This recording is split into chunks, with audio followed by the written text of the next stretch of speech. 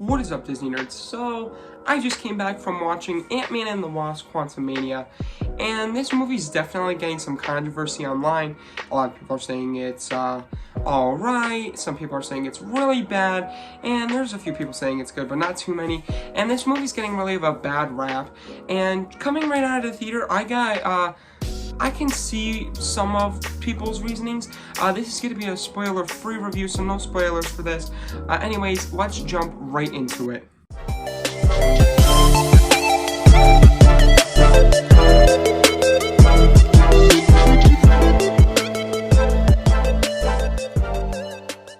So we go in, and this movie's basically, for me, like what Janet did, which is Hope's mom, the Wasp's mom, like the real Wasp, what she did in the quantum realm in Antman and the Wasp. So like this movie for me, it goes like the timeline, Antman and the Wasp, and then kind of like this movie's like what happens from Janet's perspective of being in the Quantumania and like her actions of the Quantumania experience to create this.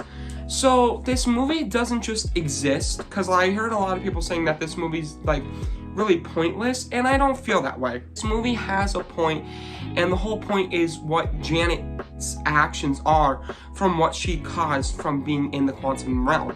And that for me is good enough for a movie. Like, I'm fine with that. It's not really like an Ant-Man film, it's more of just a quantum realm film. So if you go into this movie expecting it not to be like Iron Man 3 or Spider-Man No Way Home, where it's gonna end an Ant-Man franchise, it's not. Or like Thor Ragnarok. This for me is kind of like Civil War.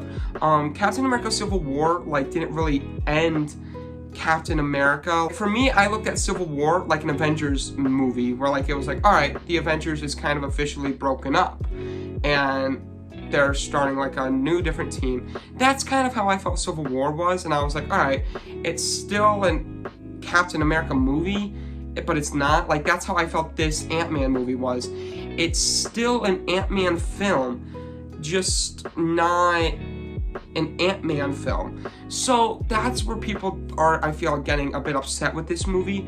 Like, as reading a comics books, like some comic books, they say like, let's say Spider-Man, but like they're really not about Spider-Man. They're about, let's say, Venom or something, or even like the Flash. Some Flash comics aren't about Flash necessarily, they're about side characters.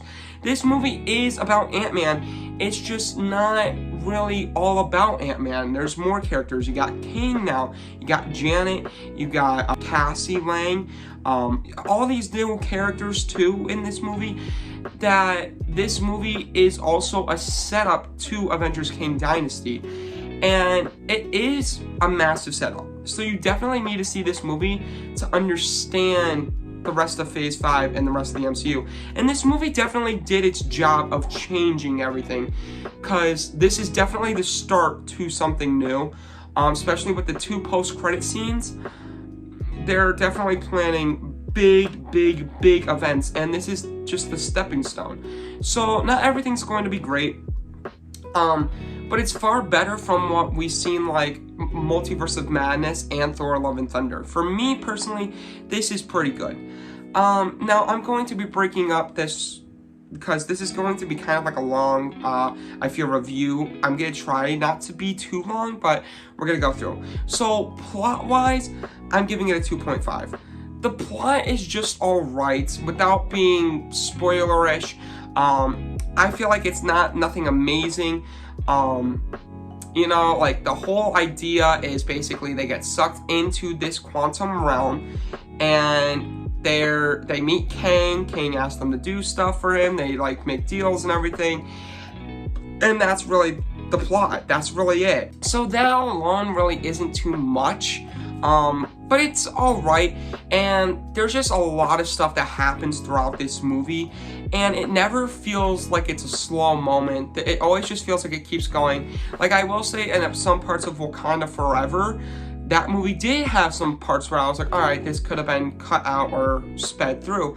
This movie had some scenes like that, but for the most part, I felt like I could sit through this and watch it repeatedly, as I'm going to see this movie probably 3 more times because I bought tickets again for this movie, so I can get more options on it to see if I can rewatch this movie multiple times, and will it change my opinion. But yeah, 2.5 for plot. Now, visuals. This movie outshines any MCU movie with visuals. This is a 5 out of 5. For visuals, I'm telling you, this is the visuals that I wanted in Doctor Strange Multiverse of Madness. These visuals are so good. Anything like it is kind of like Eternals, but better. This visuals has the visuals of like a Star Wars movie, and it's just phenomenal. Like, I think this visual is just as good as like Avatar. That it's so great. There are people in here that like I don't even know if they're CGI or not. Like, they look incredible, and the visuals are just amazing. There's really nothing bad, except for, you know, this man right here, MODOK. As a visual, he is meant to look goofy. I think they did MODOK good in this movie. Now MODOK isn't really like, they did him dirty as a character. I hate to tell you this, but don't expect him to be amazing. He's more, they kind of butchered him a little bit. But he's still good. He still has his moments in this movie, and who knows if he has a future or not. But he did some stuff, and he was more of the jokish character. And I mean, look at him, you had to face it. He has a weird face. It's the truth. So, I mean, he is more of a comedy character, but the comedy really sticks with me with MODOK and the whole movie. And the comedy didn't overtake this movie. And the visuals for this movie, an incredible amount. And if the visuals weren't in this movie wouldn't be as great. And it was really good, and the characters were amazing, and that's why people are comparing it to Star Wars, because of the visuals. Now, acting, I'm giving a 3 out of 5. Look, the acting is great-ish. You got Paul Rudd. He's more of like, in this movie, like any other Ant-Man movie, it's like, alright, it's Paul Rudd. Like, he's great. I love him as an actor. I love him. But it's Paul, like, he's not doing anything fantastic. Cassie's kind of like, you know, like teenage girl person that's like a bit expressive. She could have been done better for acting. Hope was alright. Janet was alright, but the main person that shines with acting is Jonathan Majors. Jonathan Majors as Kang. This movie is Kang, okay? This movie is Kang in the Quantumania. This movie is where Kang shines. I feel like Kang is the main character, because everyone knows who Kang is when they go into the quantum realm, except for Antman and like a few other people. Kang is the main character, and honestly, I'm all for it. I love this Kang villain. He's definitely going to be the big bad of the future of the MCU, and he is just as intimidating as Thanos, if not more powerful, if not the same power as Thanos, and I'm all for it. And Jonathan Majors definitely brings Kang to life in such an incredible way that it's really menacing. Like, I love Kang so much now, and he might be just my favorite MCU villain, except for Ultron. I loved Ultron. Look, soundtrack, giving 2 out of 5. We didn't get Yellow Brick Road. That was only for the trailer. But there were a few other songs in here that were decent. You know, soundtracks throughout the fighting scenes, they didn't bore me. Could have been just a little bit spicier, I guess I would say. That's really it for soundtrack. Now, action, I'm giving a 3 out of 5. There isn't a ton of action in this movie, but when there is, it is good. Now, MODOK, he is meant to be like a weapon, and that's like the whole like running gag with him. He is like a weapon, and he doesn't really get that much action. Like, and I would love to see more action from him. And when there is action scenes, the action scenes that I love is when there's Kang involved. But there isn't really a ton of action scenes in this movie, and I'm fine with that. I rather more see character building, and I feel like there was a lot of character building in this movie. I feel like we definitely got better character building with Cassie and Ant and Scott Lang, definitely, but action-wise, there wasn't a ton going on here, so that's why it's a 3 out of 5. Now, enjoyment, I'm giving a 4 out of 5. I did enjoy myself during this movie. I'm not gonna lie. Maybe I'm a bit biased right now, because whenever there is a new Marvel movie, I always hop on the train going, oh my god, it was amazing. And then 2 weeks later, I go, it was alright. But honestly, I feel like this movie is going to be good, and I'm always gonna think it's good. Now, I did enjoy myself. I felt like the jokes, like I said, really got me laughing, and my audience was packed, my theater was packed, and there was a lot of people that were like laughing at the jokes, so they got me a few chuckles. When I hear people laughing behind me, I start laughing. When I hear someone make a funny comment about MODOK's face, I start busting out laughing.